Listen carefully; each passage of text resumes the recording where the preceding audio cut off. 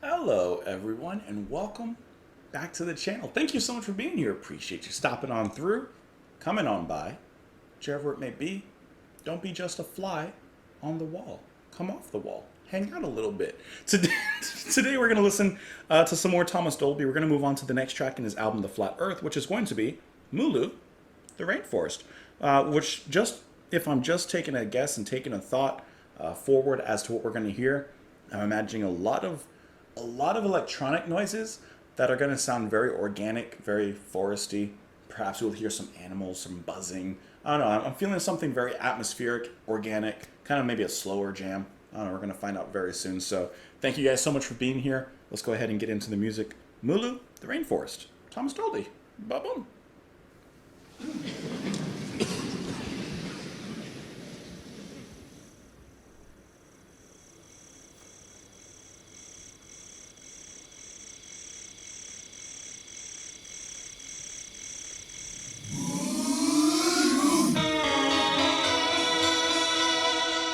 Scared me a little bit.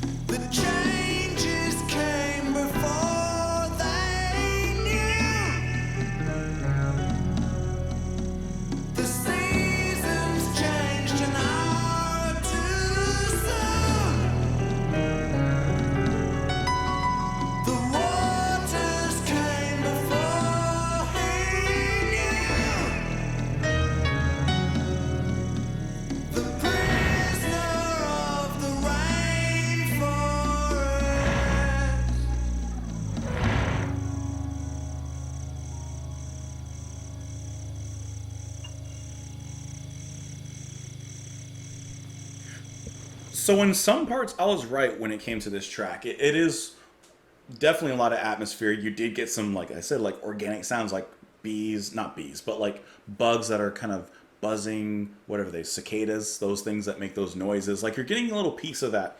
This sounds like a Peter Gabriel track to me. Hear me out, okay? Hear me out. Before I get into that, actually, I do need to say something, which I've been saying throughout this whole album. Seligman, his bass, to me, without a doubt, makes this track. That is the star. That is the one thing I am like really listening to and paying attention to. That is the source of my enjoyment when it comes to this track, is just listening to Seligman's bass playing. Magical, enchanting. I love the effects that it sounds like he's throwing into the bass playing. For example, like, of course, you have him like bending the strings and providing that vibrato in very specific points. And because of the isolation of this track, it's not dense at all. It's very open and airy. You can really hear all of what his fingers are doing along that bass and along the frets of that bass. Like you can really hear the intimate details of it, which I think is such a strong and unique touch when it comes to listening to this particular track, especially when he's doubling up the melody with Dolby's actually singing. I think that that's really interesting. Dolby's piano playing is really nice throughout here. Sometimes little sprinklings, of other times powerful chords. And then, of course, you have some little sprinkles of extra sounds that come in as well. So let me tell you, getting back to what I kind of felt with this track, it sincerely, it sounds like a song that Peter Gabriel would have written or would have performed at least. It has that kind of energy. It has that big kind of powerful swell to it, especially in the chorus, the outcry of it all, and perhaps even lending itself to some of the lyrics, which I'll have to look into a little bit more. But it feels like a Peter Gabriel B-side. To be honest, there are a couple things I don't particularly care for in the track, if I'm being honest. I don't love Dolby singing in here. I don't find it good on this particular track. I've enjoyed it in the other tracks, but this one, maybe because of the isolation of his voice compared to everything else, it's not working with me. Just being honest. I especially didn't like the way he was saying Mulu. Or singing Mulu, I should say. It just sounded like a little off to me. I didn't really quite enjoy that. And then let me pull back the track really quick. I also didn't enjoy it within the middle. It's a little further on from here. Right here, I believe. Yeah. I didn't enjoy that constant whatever sound that is. It could be really anything. But whatever it is, that constant that came in on every other beat, I just don't like the sound of it. It doesn't matter what it was, I didn't enjoy the sound of it. So because it was repeated every so often, I'm just like, this could have been anything else. I didn't really enjoy that. Actually, going back to Dolby singing, I enjoyed it a lot more in the softer parts, like what we were just listening to, like here. His voice works really well here, especially alongside Seligman's bass. But when you get into the more powerful moments of the track, I didn't find it as convincing, or at least it didn't really appeal to me so much. Let's get into the lyrics here. If I'm not sleeping, it's because I'm frightened of what I might find behind the curtain. There is a signal, there is a warning, I will not heed them before I hear the morning dew that trickles down my window. Mulu, the people of the rainforest, believe in dreamtime. Real time inverted. Along a fault line below the surface, there is a sequence, there is a reason. For all these nightmares, all this mayhem, Mulu, the changes came before he knew. The keeper of the rainforest, talk to me, Mulu. Speak to me, Mulu. Walk with me, Mulu. Reach for me, Mulu. Mulu. The changes came before they knew. The seasons changed an hour too soon. The waters came before he knew. The prisoner of the rainforest. So this could be about many, many things. And it could be about a native people in the rainforest, undisturbed, disturbed by some form of colonialism. Could be. Just by the last lines there, it could also be just a storm. It really could just be a flood that came into the forest and perhaps wiped out Mulu and whoever the people are that he represents or they represent. The waters came before he knew. The prisoner of the rainforest. And so he's now saying speak to me, Mulu, give me your wisdom, kind of like calling to prayer or something like that. And then he says he's frightened from the very beginning, and he's scared to see what's behind the curtain.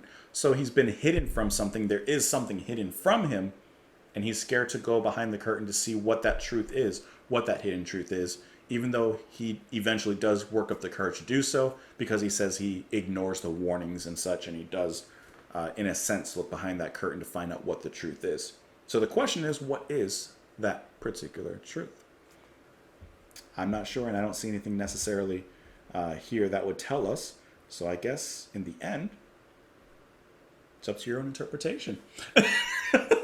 Hey, let me know what you guys thought of the track. You can let me know in the comments down below. I hope that you enjoyed the music. Hope you enjoyed my company. Thank you so much for being here. I appreciate you stopping on through, or by, or in. I'll see you guys later.